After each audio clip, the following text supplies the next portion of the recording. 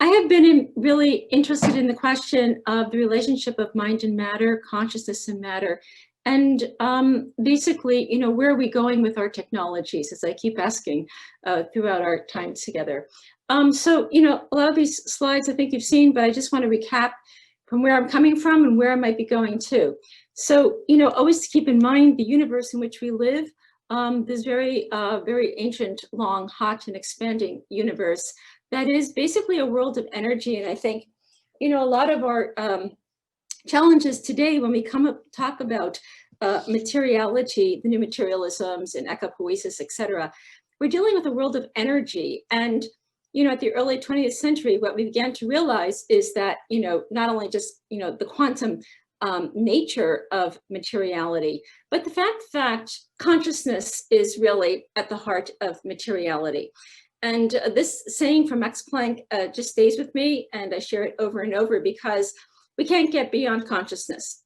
And as Planck said, I regard matter as derivative from consciousness, since we can't get rid of consciousness to talk about matter. So everything that we talk about, everything that we regard as existing postulates consciousness.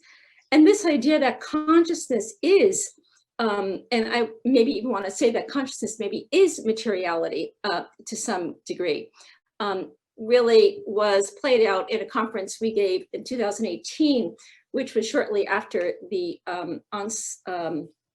beginning of this PTT fellowship, where we explored consciousness, nature, and transcendence by looking at relationships and models of mind and matter, meaning and mysticism. I can't say I'm any really too much further along from this, but I think following Teilhard, to realize that matter and consciousness are not two substances. So when we're talking about methods of contemplation, we're talking at the same time about the rearrangement of matter in some way. Teilhard de Chardin thought there are two aspects of the same cosmic stuff, or what's known as the model of dual aspect monism. And the way Teilhard envisioned things is that the within is the mental aspect or the interiority of matter, and the without is the physical aspect of the same reality. And this notion of interior exterior matter or consciousness and attraction really I try to bring into with Teilhard de Chardin's vision of evolution. And what he posited is that there is something, a force, following Henri Bergson's idea of a vital impulse in nature that Teilhard will identify as God or Omega, that's really driving this whole evolutionary movement. So that there's something about matter that's constantly, in a sense, seeking something more than itself. And in Teilhard's view, that this God who is within is also ahead, and therefore not only pushing evolution forward, but also pulling it into a new type of formation or unity. Now, to understand Teilhard a little bit better, I have begun to look at a 19th century philosopher, German philosopher by the name of Ernst Kapp, and his well-known book, Elements of a Philosophy of Nature. Kapp, there was a lot of discussion going around in the 19th century on whether or not technology was even the creation or the invention of tools. Were they just prosthetics to help human nature function, or were they projections of nature? And Kapp opted for the notion that technology or the creation of a tool is actually an organ projection. And therefore, in his idea, we create these tools in a sense by bringing what is unconscious within us to consciousness. And then that conscious creation of something allows us to see ourselves. And so that in Kapp's view, technology is a foundation of self-knowledge, that we in a sense see ourselves precisely in the things we create. And so rather, knowledge is not within us. In Kapp's view, it's outside us. The macrocosm mirrors the microcosm, but we can't know this directly only by reflecting on our technical praxis. So it's a type of epistemology of technology, and like a dialectic, or you might say a cybernetic between what's potently within us, and yet we create it, and then we see what we've created, and the seeing itself draws us into new realities. And that kind of understanding, I think, brought into the discussion of artificial intelligence is extremely interesting. So my latest kind of musings in this area have been to bring Teilhard and Ernst Kopp's philosophy into greater dialogue with one another. Because we are driven by this need to create. As we know, just to recap, that we do live in this age of human plasticity. The term cyborg as a symbol of the human person really just points to the fact that biology is not biological essentialism or substance alone, that the boundaries of biology are local. They're particular for particular subjects. However, they can change, as the cyborg points to. So as Donna Haraway, I know Greg mentioned her and her notion of ecopoiesis, symbiosis, and the idea that, this cyborgian life points to the fact that we are chimeras. We're always, and part of my own musings is that we've always been technological. Nature by itself, even long before we got on the scene, is technological. There's something about nature that is creative and constantly creating itself. And Haraway's view, we are certainly, when she was writing late 20th century, hybrids of machine and organism. And today we're on a new level of cyborgian life. Many cultural critics, I think, not taking into effect the techne dimension of nature itself, have looked at technology, especially social media, as perhaps disrupting the human person, disrupting relationships. And there's some truth to that. And yet I think, putting technology into a different context, I think, has a different outcome. Naomi Goldberg, writing in the late 20th century, thought that we are in the process of making one another disappear by living more of our lives apart from other humans and in the company of machines. And more recently, I am beginning to think that we are reappearing in a new way in and through our machines, especially as we see in the pandemic and the way Zoom has kept us together despite our isolationism. So there's something about the human person, and I think technology as the mirror of what we are is beginning to reveal this. Certainly, we do not possess a stable form. That I think evolution gives nice witness to that. But I don't think we have dealt well with the fact that as humans, we are in a process of transition. And because I think we keep thinking of ourselves as substantive or essential, we don't have a good grasp on where we might be going in this kind of redefining of what we are. The cyborg signaling the end of the autonomous individual as a self distinguished from the rest of nature by the rational free will, but then toward what? And this is where, of course, we have differences between philosophical movements in technology, between transhumanism and posthumanism. I spoke about this at a conference in November that Noreen was also a part of, this kind of digital dualism that we sometimes refer to. And the question is, technology creating a better world, or is it creating deeper problems?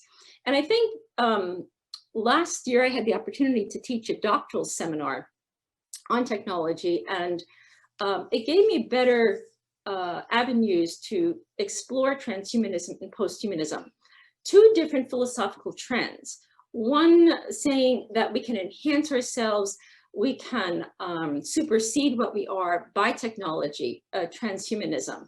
The other saying that we can reconfigure what we are in relation to culture without losing our humanity, the cultural Deleuzian kind of post-human predicament or description. So transhumanism, in a naive way, sometimes saying that with technology, we'll be able to live longer, happier, and smarter with more control, of course, raises all sorts of questions and ethical concerns. Um, the quest for digital immortality has never been greater. I see more and more research going on about this. So there's a tremendous optimism that technology will even be able to get us beyond our biological limits of death, and we'll be able to upload ourselves and continue on.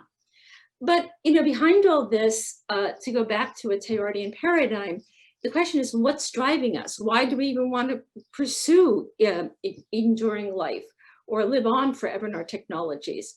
And there is a kind of sense that technology is co-opting some of the basic, certainly from the Judeo-Christian tradition, some of the basic beliefs in immortality and salvation. Posthuman says, well, it's not so much transcending ourselves with technology, but maybe reconfiguring what we are in and through our technologies, not leaving the body behind, but extending what we are and our awareness in a way that would be impossible without the electronic prosthesis. In any event, neither of these philosophical trends really, they're still moving in different directions. And I find our world still very divided and very fragmented.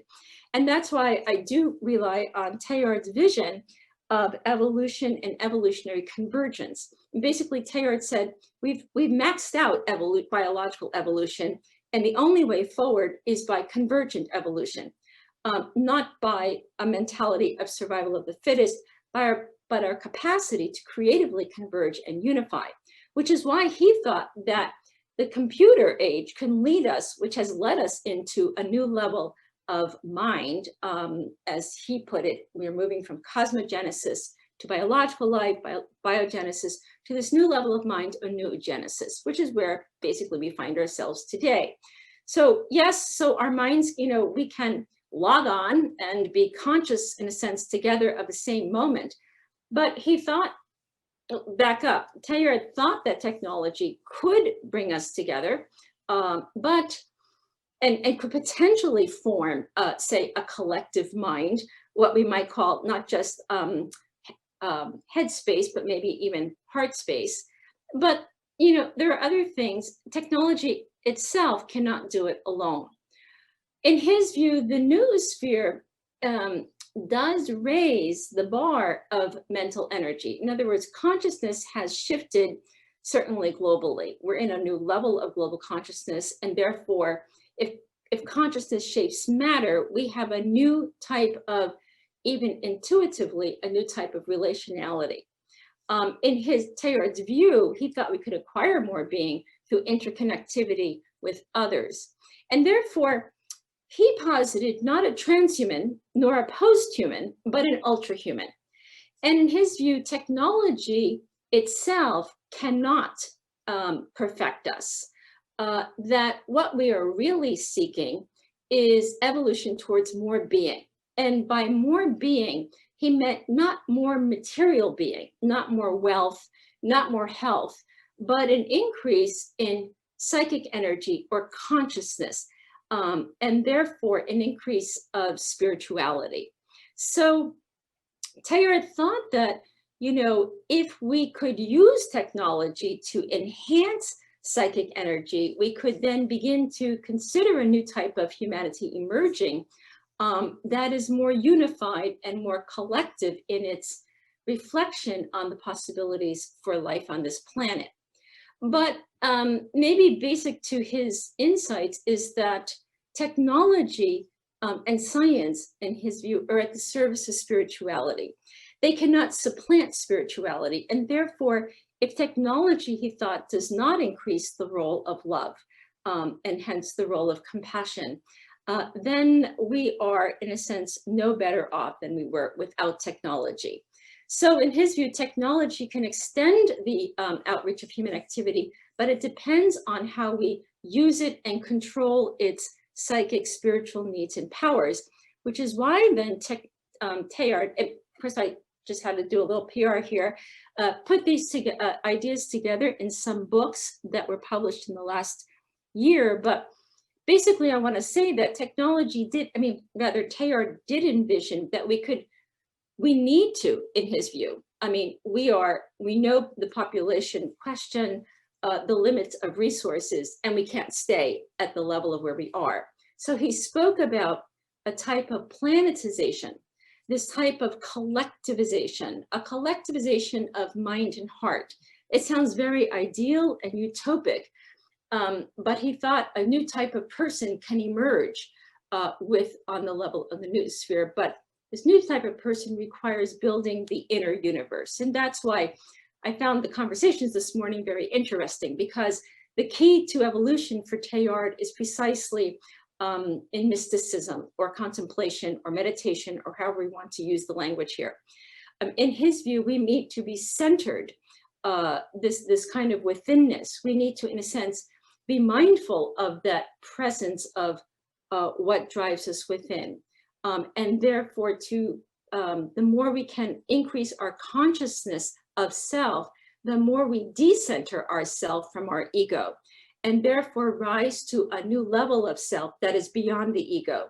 And therefore, in his view, consciousness and the deepening of consciousness leads to what he calls supercentration, or what he calls beyond the ego, beyond the self. So we have an awareness of belonging to a whole.